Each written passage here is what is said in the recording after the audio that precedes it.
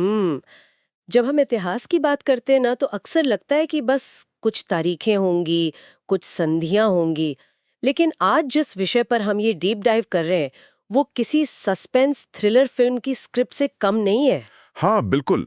प्रवीण कुमार झा की जो किताब है, दास्ताने पाकिस्तान 1947 के बाद, हाँ। उसके अंशों को जब हम करीब से देखते हैं तो रोंगटे खड़े हो जाते हैं। मतलब सोचिए, एक बिल्कुल नया देश बनता है और स्थापना के कुछ ही समय बाद उसके शीर्ष नेता या तो रहस्यमयी तरीके से गायब हो जाते हैं या फिर भरे बाजार में उनकी हत्या कर दी जाती है। और सिर्फ इतना ही नहीं, जासूसों का पूरा जाल बिछता है, महत्वाकांक्षी सेना के जनरल सत्ता पर कब्जा कर लेते हैं। हाँ, और दुनिया के सबसे ताकतवर देश इस नए मुल्क को अपने ग्लोबल शतरंज का मोहरा बना लेते हैं।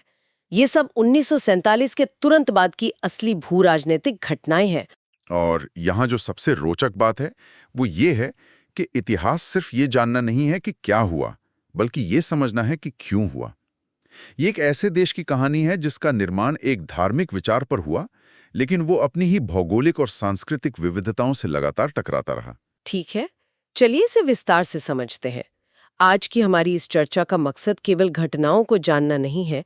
हम उन कारणों की पड़ताल कर रहे हैं जिन्होंने पाकिस्तान की नींव से लेकर उसके एक ग्लोबल फ्लैश पॉइंट बनने तक का सफर तय किया। शुरुआत वहीं से करते हैं जहां से इस देश का बीज बोया गया, मतलब पाकिस्तान शब्द से। ये एक बहुत ही दिलचस्प पहलू है ना? क्योंकि ऐतिहासिक तौर पर एक आम धारणा ये है कि ये नाम अल्लामा इकबाल या मोहम्मद अली जिन्ना के दिमाग की उपज होगा, लेकिन स्रोत किसी और ही तरफ इशारा करते हैं। हाँ, ये एक बहुत बड़ा मिथक है जो अक्सर लोगों के दिमाग में रहता है। असल में पाकिस्तान शब्द अल्लामा इकबाल या जिन्ना ने नहीं गढ़ा था। तो फिर किसने गढ़ा था? ये कैम्ब्रिज यूनिवर्सिटी में पढ़ने वाले एक युवा छात्र चौधरी रहमत अली ने 1933 में गढ़ा था। उसने नाउ और नेवर नाम का एक पैम्फलेट प्रकाशित किया था। अच्छा। हाँ, और उसी में पंजाब, अफगान प्रांत, कश्मीर, सिंध और बलूचिस्तान को मिलाकर एक अलग राष्ट्र की रूपरेखा रखी गई थी। किताब में चौधरी रहमत अली को लेकर एक और अजीब तथ्य का जिक्र है, जो उस वक्त के यूरोप की राजनीति से जुड़ा है।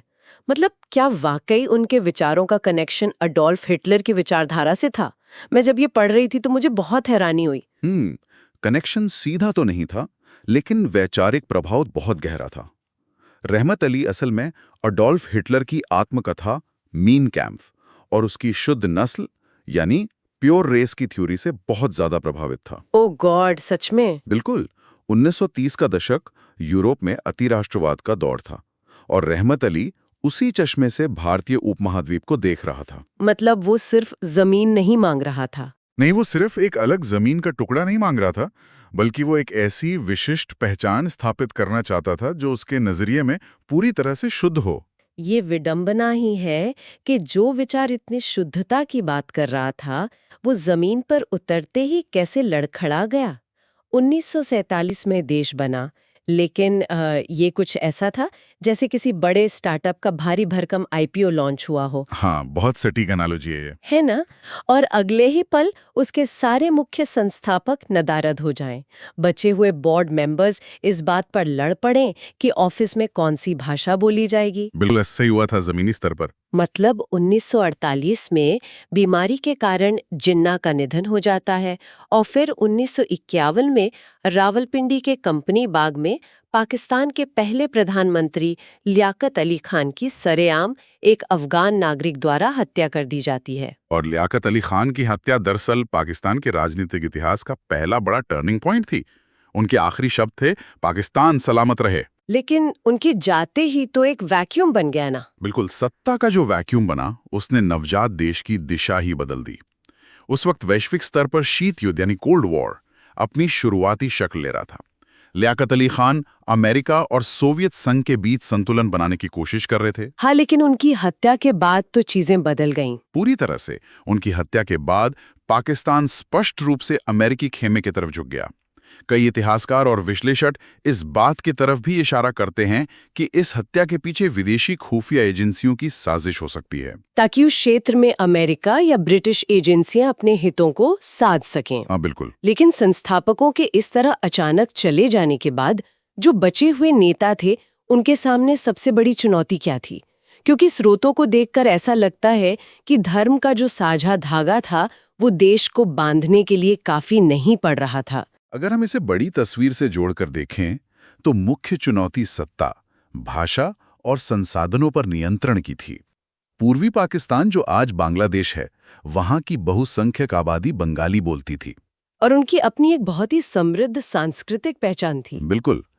लेकिन पश्चिमी पाकिस्तान में बैठे एलीट वर्ग ने, जिसमें सेना और ब्यूरोक्रेसी हावी थी, पूरे देश पर उर्दू थोपने का फैसला किया। यहां तक कि 1948 में खुद जिन्ना ने ढाका जाकर ऐलान किया था कि पाकिस्तान की एकमात्र राष्ट्रभाषा उर्दू होगी। ये तो बहुसंख्यक आबादी को हाशिए पर धकेलने जैसा था। मतलब विविधता को बिल्कुल नकार दिया गया। हाँ, और इसके पीछे कारण सिर्फ भाषा का प्रेम नहीं था। ये शक्ति के केंद्रीकरण यानी सेंट्रलाइजेशन ऑफ पावर का एक राजनीतिक टूल था। उर्दू के जरिए वे पूर्वी पाकिस्तान के नेताओं का प्रभाव कम करना चाहते थे। और इसका एक आर्थिक पहलू भी तो था। बिल्कुल था। पूर्वी पाकिस्तान जूट का उत्पादन करता था, जिससे देश की सबसे ज्यादा विदेशी मुद्रा आती थी, लेकिन उस पैसे का इस्तेमाल पश्चिमी पाकिस्तान के विकास और सेना को मजबूत करने के लिए किया जा रहा था। और इसी थोपी गई भाषा और आर्थिक भेदभाव का नतीजा था 1952 का ऐतिहासिक बंगाली भाषा आंदोलन, जब ढाका में अपनी मातृभाषा के अधिकारों के लिए शांतिपूर्ण प्रदर्शन कर रहे छात्रों पर गोलियां चलाई गईं। वो एक बहुत ही दर्दनाक और ऐतिहासिक घटना थी। हाँ, और यह घटना सांस्कृतिक पहचान के लिए इतनी बड़ी थी कि आज पूरी दुनिया उसी दिन की याद में अंतर्राष्ट्रीय मातृभाषा दिवस मनाती है। यह आंदोलन इस बात का पहला संकेत था कि केवल धर्म के आधार पर आप एक देश को एकजुट नहीं रख सकते। आपको उसकी भाषाई और सांस्कृतिक जड़ों का सम्मान करना ही होगा। बिल्कुल। खैर, यहाँ से कहानी एक नया मोड़ लेती है। लियाकत अली खान की हत्या के बाद राजनेताओं के बीच जो खींचतान शुरू हुई, उसने एक नई ताकत के लिए दरवाजे खोल दिए। वो नई ताकत थी पाकिस्तानी सेना। हाँ, लेकिन एक बात समझनी जरूरी है कि जब सत्ता का ये वैक्यूम बना, तो उसे राजनेताओं के बजाय सेना ने इतनी आसानी से कैसे भर लिया। 1958 आते आते जनरल अयूब खान ने बाकायदा मार्शल लॉ लगा दिया। इसके दो मुख्य कारण थे। पहला तो ये कि पाकिस्तान आज़ादी के कई सालों बाद तक अपना संविधान ही नहीं बना पाया था। जब देश चलाने के नियम ही तय नहीं होंगे तो स्वाभाविक है कि जिसके पास बंदूक होगी, ताकत होगी, वही राज करेगा। सही बात है। राजनेता आपस में लड़ते रहे और सेना ने खुद को देश के एकमात्र अनुशासित संस्थान के रूप में स्थापित कर लिया। और दूसरा सबसे अहम कारण था अमेरिका का दखल। तो क्या अमेरिका को वहां लोकतंत्र से ज्यादा एक तानाशाह अपने हितों के लिए मुफीद लग रहा था? सटीक तौर पर यही हुआ था। 1950 के दशक में अमेरिका को सोवियत संघ के विस्तार को रोकने के लिए एशिया में एक ऐसा सहयोगी चाहिए था जो बिना सवाल किए उनकी बात माने। और एक लोकतांत्रिक सरकार में तो ऐसा होना मुश्किल है। बिल्कुल। लोकतंत्र में कोई भी नीति संसद से पास करानी पड़ती है, जनता को जवाब देना पड़ता है, लेकिन एक सैन्य तानाशाह बिना किसी लंबी बहस के विदेशी सैन्य बेस बनाने की अनुमति दे सकता है। तो इसीलिए अमेरिका ने अयूब खान को समर्थन दिया। हाँ, अमेरिका ने अयूब खान के शासन को करोड़ों डॉलर की आर्थिक मदद और अत्याधुनिक हथियार दिए और बदले में उस क्षेत्र में अपनी भू राजनीतिक पकड़ मजबूत कर ली। लेकिन जब अयूब खान के पास पहले से ही पूर्ण सत्ता थी, सेना का नियंत्रण था और अमेरिका का पूरा समर्थन था, तो फिर उन्हें 1965 में ऑपरेशन जिब्राल्टर जैसा इतना बड़ा और जोखिम भरा कदम उठाने की क्या जरूरत पड़ गई? इसका जवाब सेना की रणनीति में नहीं है, इसका जवाब पाकिस्तान की अंदरूनी सियासत में छिपा है। और यहीं पर उदय होता है एक बेहद चतुर राजनेता का, जुल्फिकार अली भुट्टो। अच्छा, भुट्टो का रोल यहाँ से शुरू होता है। हाँ, भुट्टो उस वक्त अयूब खान की कैबिनेट में विदेश मंत्री थे, लेकिन उनकी खुद की राजनीतिक महत्वाकांक्षाएं बहुत बड़ी थीं। उन्होंने अयूब खान को ये विश्वास दिलाया कि कश्मीर जीतने का यही सबसे सही वक्त है। उनका तर्क क्या था इसके पीछे? उनका तर्क था कि भारत 1962 में चीन से युद्ध के बाद अभी कमजोर है और 1964 में जवाहरलाल नेहरू के निधन के बाद भारतीय नेतृत्व बदलाव के दौर से गुजर रहा है। तो भुट्टो ने अयूब खान को भड़काया एक तरह से। असल में भुट्टो की चाल ये थी कि अगर युद्ध होता है तो चाहे जो भी परिणाम हो, अयूब खान की सत्ता कमजोर होगी और भुट्टो का अपना राजनीतिक कद बढ़ेगा। क्या बात है। और ऑपरेशन जिब्राल्टर की जो योजना स्रोतों में बताई गई है, उसे पढ़कर तो मुझे ऐसा लगा जैसे ये किसी डार्क कॉमेडी का हिस्सा हो। हाँ, वो योजना जमीनी हकीकत से बहुत दूर थी। मतलब 1965 में करीब 25,000 घुसपैठियों को कश्मीर भेजा गया और उन्हें सिर्फ हथियार नहीं बल्कि प्रोपेगेंडा के लिए टेप रिकॉर्डर और कैसेट भी दिए गए थे, ताकि वे स्थानीय कश्मीरियों को भड़का सकें और विद्रोह शुरू करवा सकें। ये सच में हास्यास्पद है। मतलब जमीनी हकीकत तो पूरी तरह से उलट थी ना। यह एक बहुत बड़ी खुफिया विफलता थी। पाकिस्तानी सेना के नेतृत्व को यह मुगालता था कि कश्मीरी अवाम उनका खुली बाहों से स्वागत करेगी, जबकि ऐसा कुछ नहीं हुआ। बिल्कुल नहीं। इसके उलट स्थानीय लोगों ने उन घुसपैठियों का साथ देने के बजाय उनके वे टेप रिकॉर्डर पर्यटकों को बेच दिए। हाँ, मतलब टेप रिकॉर्डर बेच दिए। हाँ, और भारतीय सेना को उनके ठिकानों की सटीक मुखबिरी कर दी।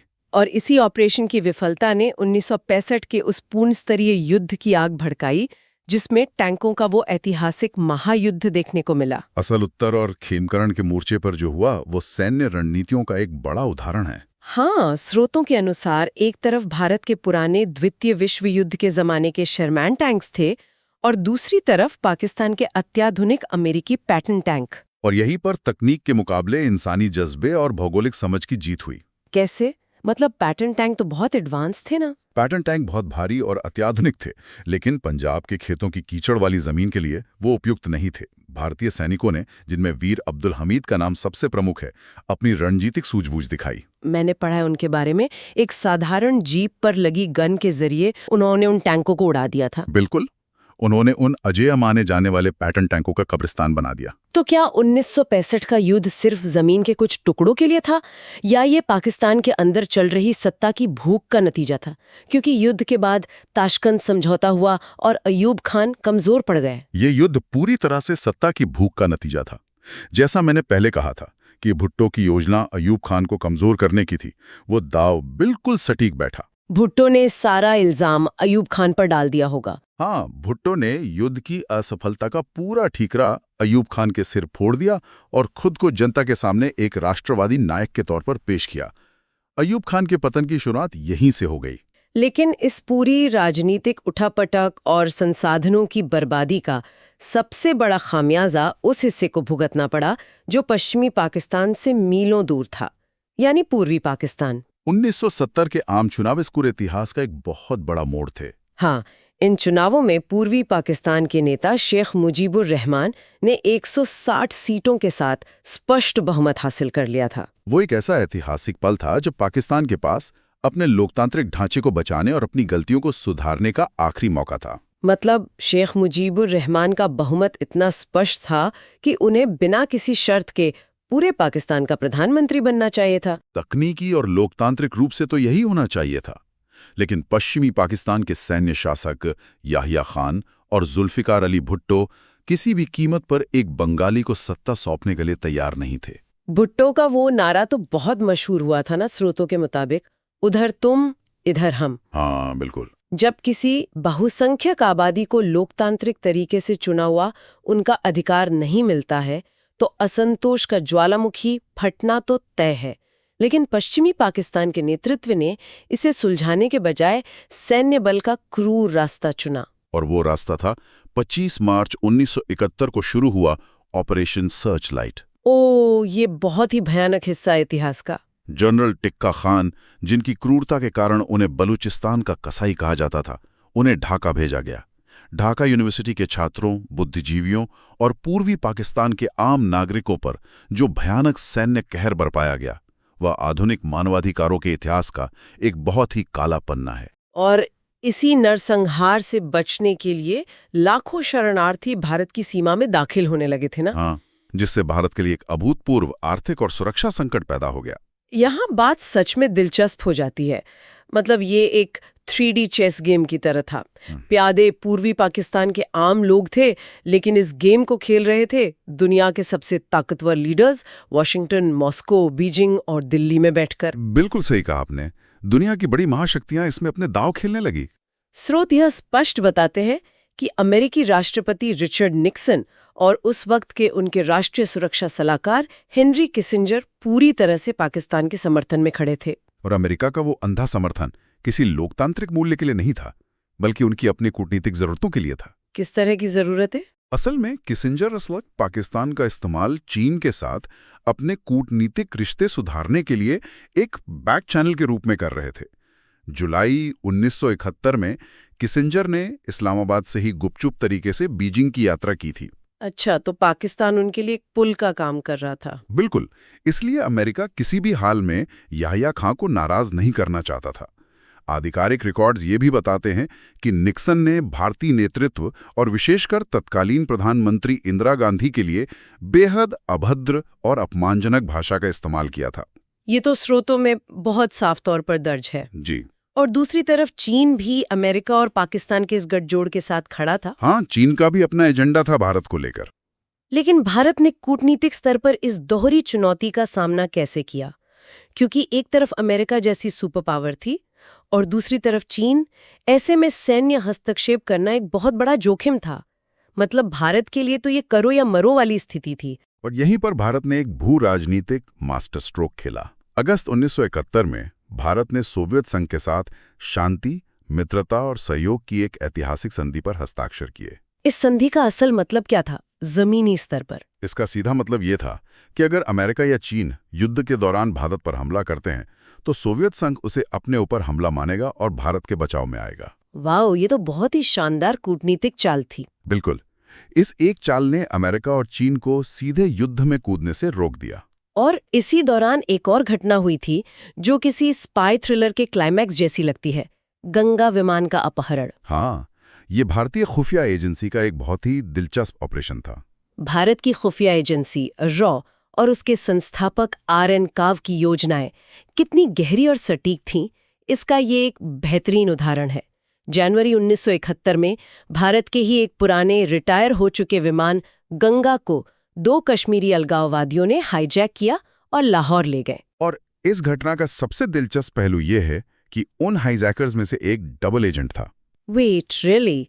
मतलब ये पूरा घटनाक्रम भारतीय खुफिया एजेंसी की एक सोची समझी योजना का हिस्सा था? हाँ, ये एक बहुत ही सोची समझी कूटनीतिक और रणनीतिक चाल थी। तो एक पुराने विमान को लाहौर ले जाकर जला देने के पीछे असली रणनीति क्या थी? भारत को इससे क्या हासिल हुआ? इसकी लॉजिस्टिकल यानी रणनीतिक अहमियत बहुत बड़ी थी। इस हाईजैकिंग का बहाना बनाकर भारत ने पाकिस्तान के लिए अपना पूरा हवाई क्षेत्र यानी एयर स्पेस तुरंत प्रभाव से बंद कर दिया। ओहो, अब मुझे समझ आ रहा है।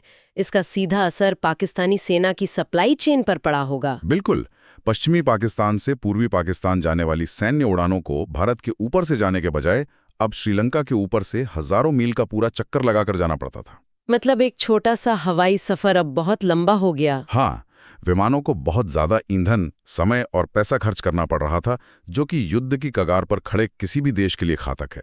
तो 1971 के युद्ध से ठीक पहले भारत की इस एक चाल ने पाकिस्तानी सेना की रसद और लॉजिस्टिक्स की कमर पूरी तरह से तोड़ दी। सही कहा।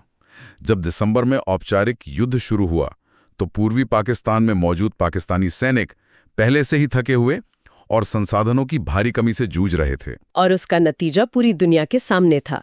ढाका में 93,000 पाकिस्तानी सैनिकों ने भारतीय सेना के सामने आत्मसमर्पण किया। द्वितीय विश्व युद्ध के बाद ये दुनिया का सबसे बड़ा सैन्य सरेंडर था। उस वक्त ढाका का जो दृश्य था वो इतिहास के पन्नों में बहुत ही काव्यात्मक ढंग से दर्ज है। वो कैसे?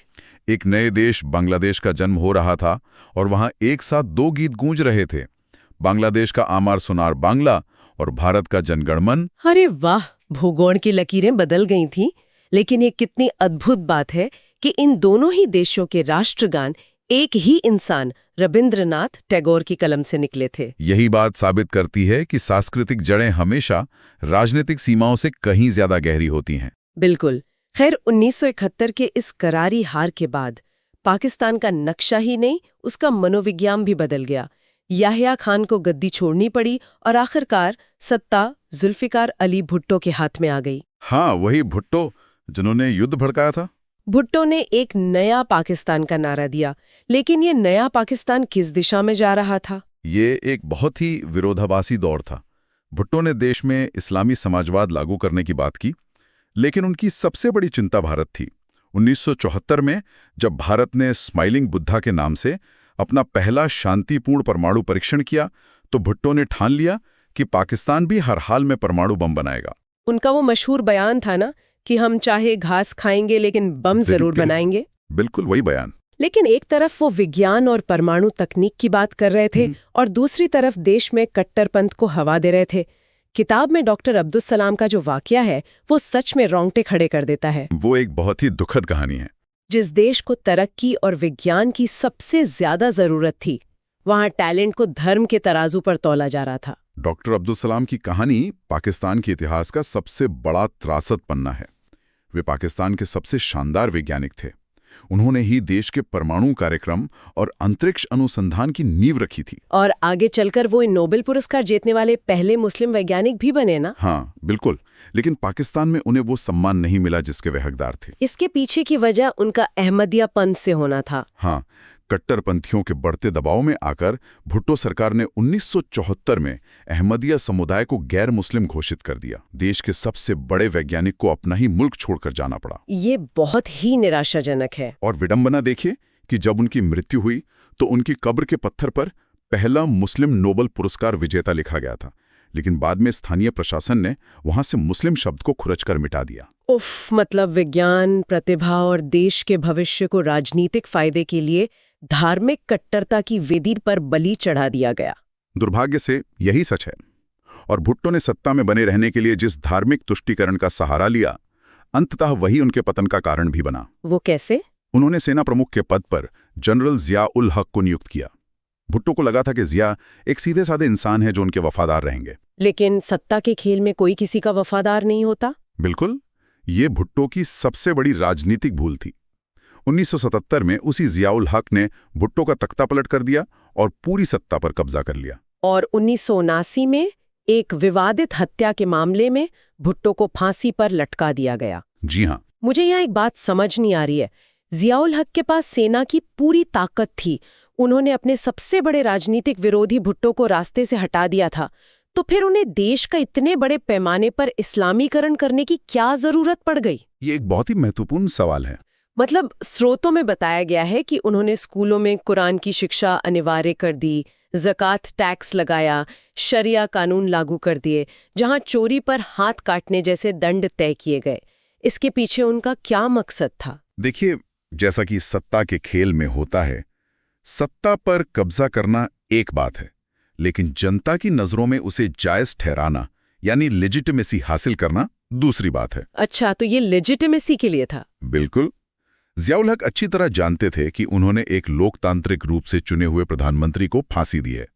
जनता के विरोध और असंतोष को दबाने के लिए उन्होंने धर्म का सहारा लिया और खुद को एक सच्चे इस्लामी शासक के रूप में पेश किया। तो ये उनकी राजनीतिक ढाल थी। हाँ, उन्होंने पाकिस्तान की जड़ों को भारतीय उपमहाद्वीप की उस साझा सूफी संस्कृति से पूरी तरह काट दिया जो सहिष्णुता पर आधारित थी, और देश की पहचान को मध्य पूर्व के कठोर कट्टरपंथी विचारों से जोड़ दिया। और इसी दौर में विश्व राजनीति में एक ऐसा भूचाल आया जिसने जिया उल हक को एक मोहरे से ग्लोबल प्लेयर बना दिया।